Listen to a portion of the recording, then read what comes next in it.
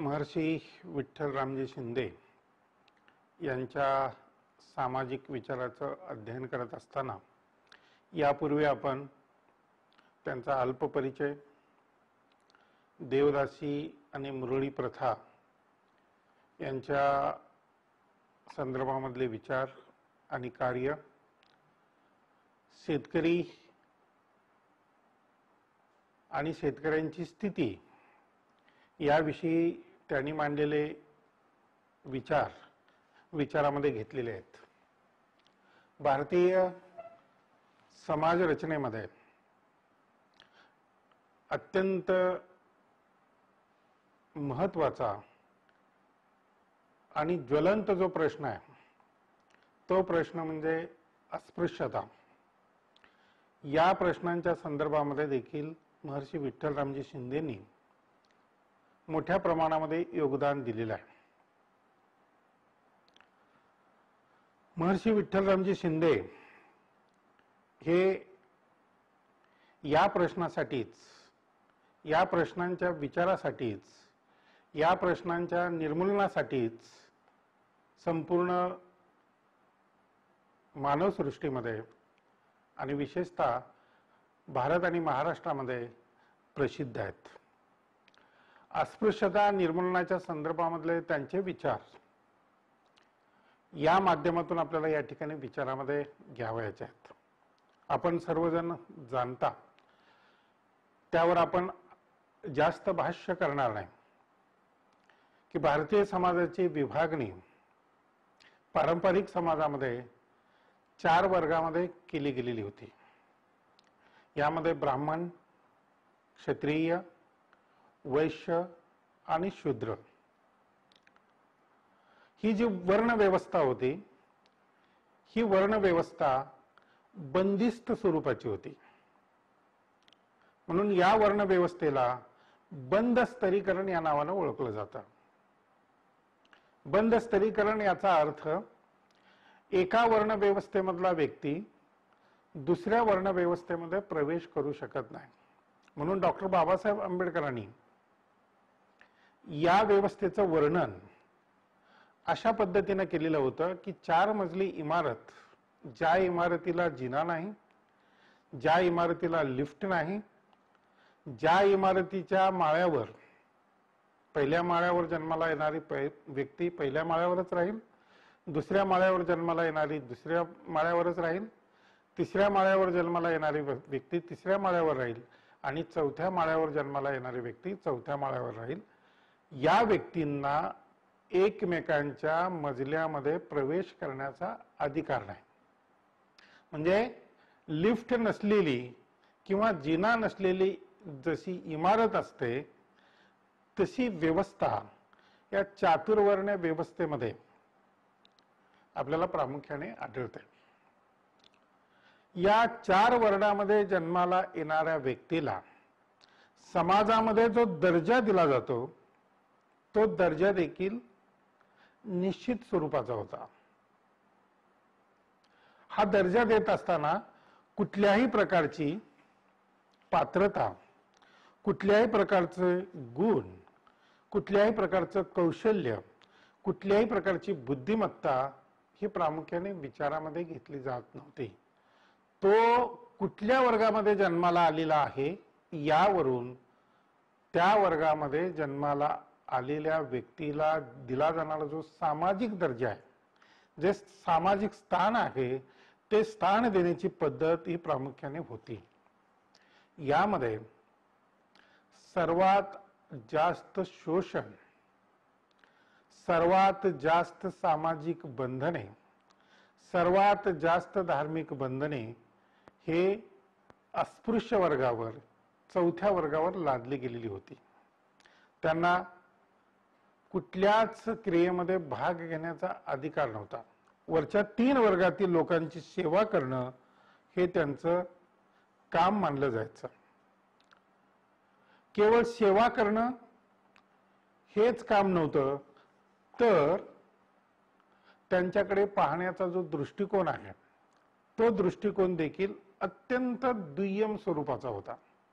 एवढंच नाही तर त्यांचा स्पर्श हा अपवित्र मानला जायचा।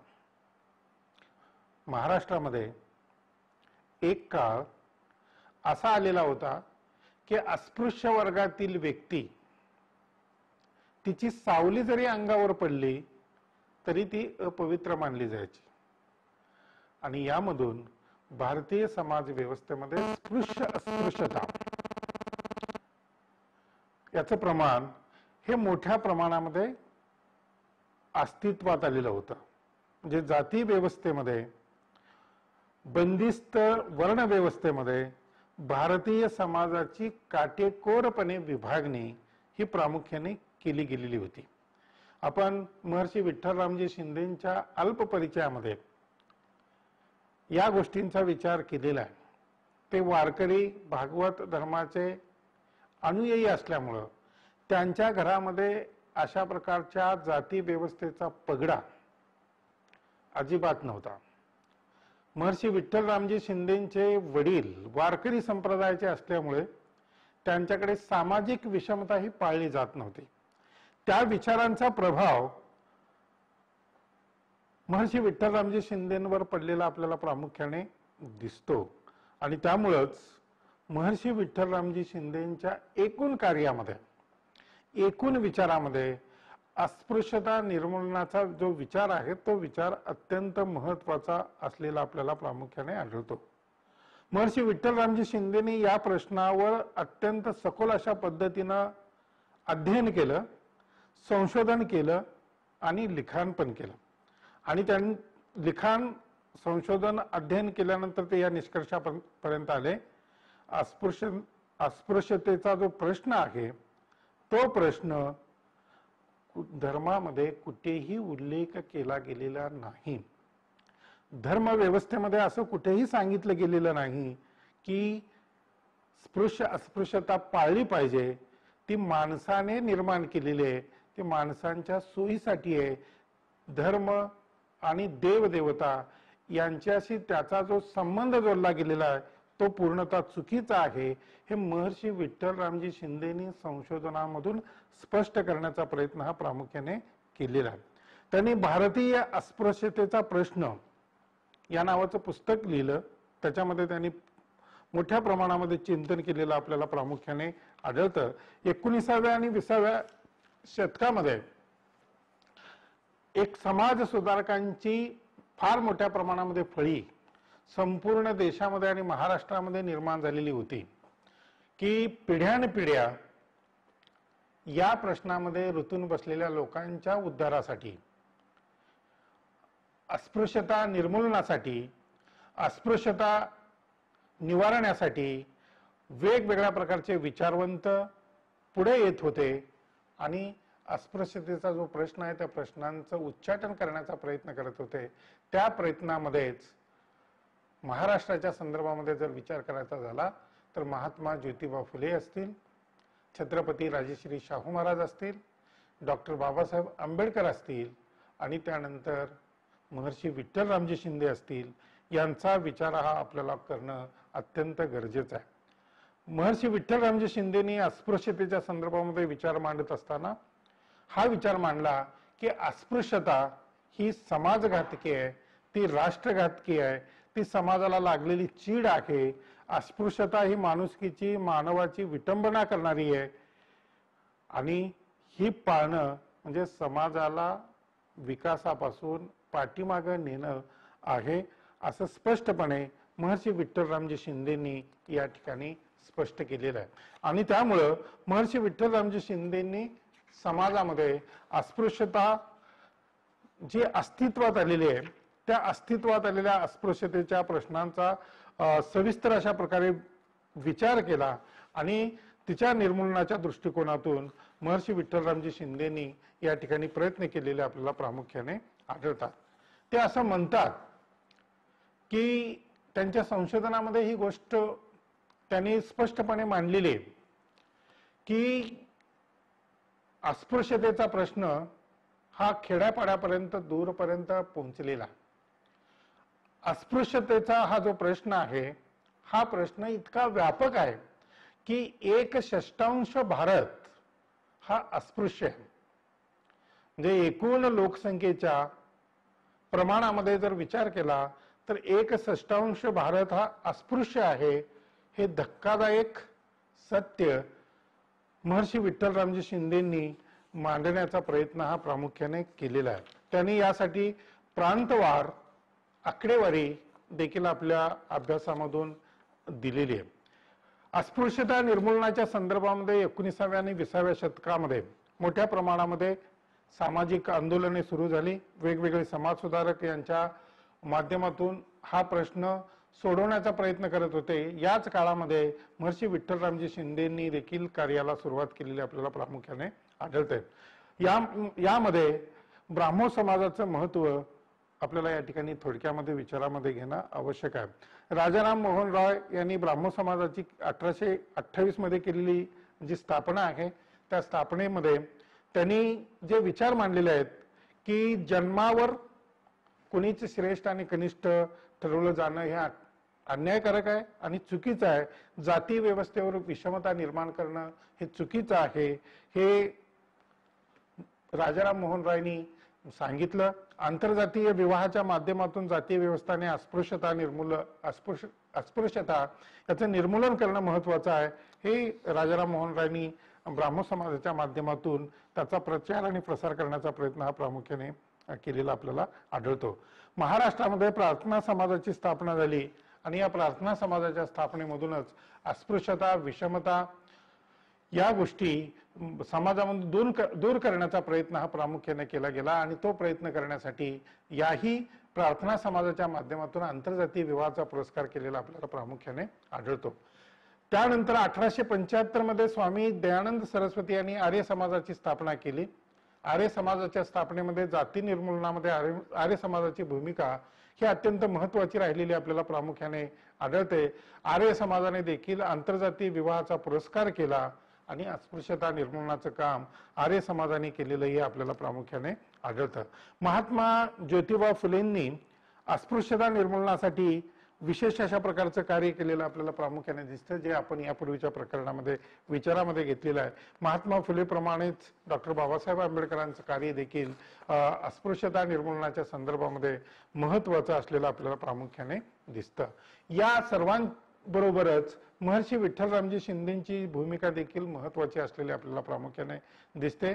त्यांनी डिप्रेस्ड क्लास मिशन सोसायटीची स्थापना केली आणि या सोसायटीच्या माध्यमातून महर्षी विठ्ठलरामजी शिंदेनी भारतामधली अस्पृश्यता आणि त्याचं निर्मूलन करण्याचा प्रयत्न हा प्रामुख्याने केलेला आपल्याला आढळतो. या डिप्रेस्ड क्लास मिशनच्या माध्यमातून त्यांनी शिक्षणाचा प्रचार केला, लोकांना नोकऱ्या मिळवून देण्याचा प्रयत्न केला, स्थानिक लोकांच्या अडचणीचे निवारण करण्याचा प्रयत्न केला, सार्वत्रिक धर्म, व्यक्तिगतशील आणि नागरिकता या गुणांचा प्रचार आणि प्रसार करण्याचा प्रयत्न महर्षी विठ्ठलरामजी शिंदेंनी या डिप्रेस्ड क्लास मिशनच्या माध्यमातून केलेला आपल्याला प्रामुख्याने आढळतो.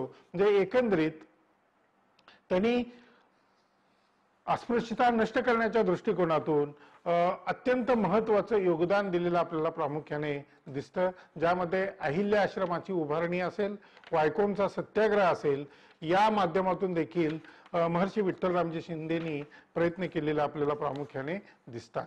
एकंदरीत महर्षी विठ्ठलरामजी शिंदेच्या अस्पृश्यता निर्मूलनाच्या भूमिकेमध्ये ज्या महत्वाच्या गोष्टींचा उल्लेख आपल्याला या ठिकाणी करणं आवश्यक आहे आणि त्या गोष्टी म्हणजे त्यामध्ये पहिली गोष्ट आहे आई वडिलांच्या विचाराचा आणि त्यांच्या कार्याचा प्रभाव जो महर्षी विठ्ठलरामजी शिंदेंवर पडलेला आहे. त्यामधून त्यांना अस्पृश्यता निर्मूलनाच्या संदर्भामध्ये कार्य करण्याची प्रेरणा हे प्रामुख्याने मिळालेली आहे, ज्याचा उल्लेख आपण परिचयामध्ये या ठिकाणी केलेला आहे. महर्षी विठ्ठलरामजी शिंदेंनी अस्पृश्यता हा मानवतेला लागलेला कलंक आहे हे जे महात्मा गांधीजींनी सांगितलेले आहे त्याप्रमाणे महर्षी विठ्ठलरामजी शिंदेने देखील ते प्रमाण मानून अस्पृश्यता ही भारताच्या राष्ट्रीय एकात्मतेला धोका आहे आणि अस्पृश्यता पाळणं ही हिंदू धर्माला लागलेली कीड आहे अशा प्रकारचं वर्णन करून तिचं समूळ उच्चाटन केलं पाहिजे. हा विचार महाराष्ट्रामध्ये रुजवण्याचा प्रयत्न महर्षी विठ्ठलरामजी शिंदेनी केलेला आपल्याला प्रामुख्याने दिसतो. महात्मा फुलेंनी जसं सांगितलं की आपण सर्व देवांची लेकरे आहोत, सर्व एका रक्तांचे आहोत, जातीभेद आपल्या नाशाला कारणीभूत आहे, त्यामुळे तो अस्पृश्यता पाळणं हे चुकीचं आहे, त्याला मुठेमाती दिली पाहिजे, हा विचार महर्षी विठ्ठलरामजी शिंदेनी पुढे नेण्याचा प्रयत्न हा प्रामुख्याने केलेला आहे. तो महर्षी विठ्ठलरामजी शिंदे असं म्हणतात, जो धर्म अस्पृश्यता मानतो तो धर्म होऊ शकत नाही. म्हणजे धर्म हे महर्षी विठ्ठलरामजी शिंदेच्या जीवनाचे महत्वाचे अंग होते, परंतु धर्म हा सुद्धा विकास पावणारी सहज प्रवृत्ती आहे. धर्म ही एक वृत्ती आहे, तिचे मानवी जीवनामध्ये अतिशय महत्व आहे आणि धर्माने कोणाचीही पिळवणूक करू नये, धर्माने अस्पृश्यता पाळू नये, हा विचार महर्षी विठ्ठलरामजी शिंदेनी सांगण्याचा प्रयत्न केलेला आहे. आणि धर्मतत्वज्ञानामध्ये अस्पृश्यता हा जो विचार आहे तो विचार आपण नाकारला पाहिजे आणि सर्वांना समान स्वरूपाचा सामाजिक दर्जा हा प्रामुख्याने दिला पाहिजे, हे महर्षी विठ्ठलरामजी शिंदेने या ठिकाणी स्पष्टपणे सांगितलेलं आहे.